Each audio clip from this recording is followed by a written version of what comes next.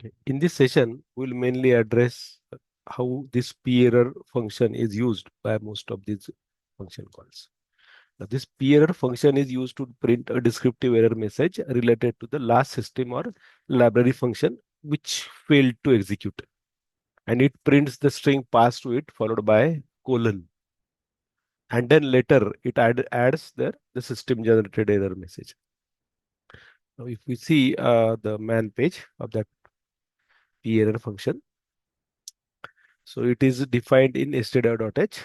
Okay, it displays the character strings, and like the error number is picked, and according to the error number, the statement is added there.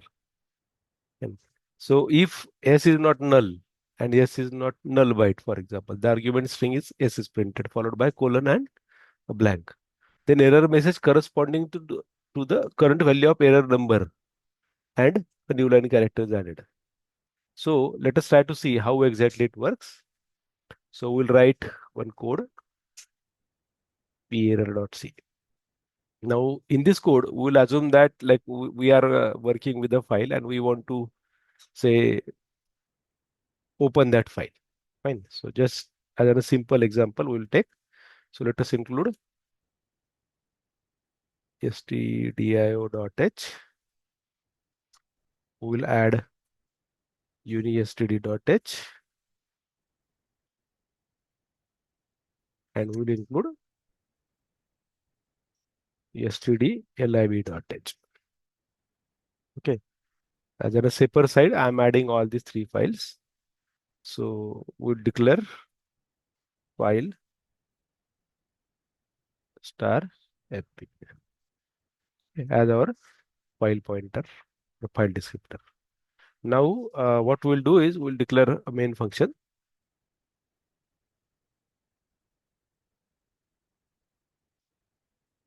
And in the main function, we'll try to open a file.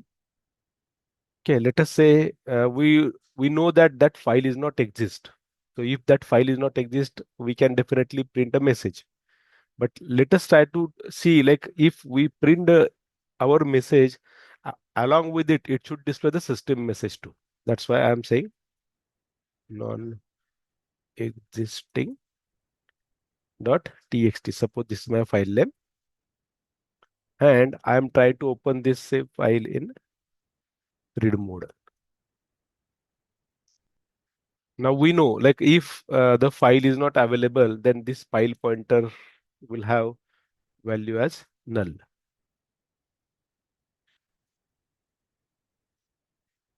Okay, so we'll display our perror function here. And with this perror, this is our own error and error message. Okay, we will add this text. Okay, and then we'll exit one because we know that this code would be failing. Okay, to execute. Fine.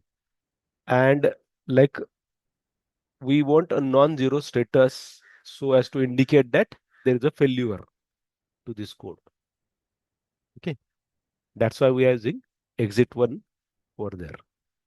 And in whatever the respective codes that you have seen in previous sessions, rather, wherever I used exit one, that means it is meant for the return value to be non-zero.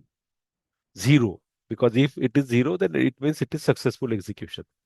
Right? And like if everything goes on well, like say for example, if that file exists, then it would be open. So we have to close that file. File fclose fp. Okay, and then we will return 0 here and then enter. So let us save this code. Let us compile now. perror.c -m32. Now we know that what are the file name that we gave there. Correct. We have given non-existing.txt. So if I try to execute, Now you will see that this is our error message. This is our own error message, and then the system message is shown. Now if I write say cat greater than, so let me see the file name. So we'll take this file name non-existing.txt. Fine. We'll copy it and we'll add it here. Fine. So let us say this is a test, and let us save this Control D. So we now know now that the file is existing and it is displaying the contents. Now when I execute again my code, now that file is available there. That's why this message was not shown. Correct. So this is how you can make use of perror function while working with different system calls or even your own standard functions. If you are referring to the library functions, then you can definitely use this perror function.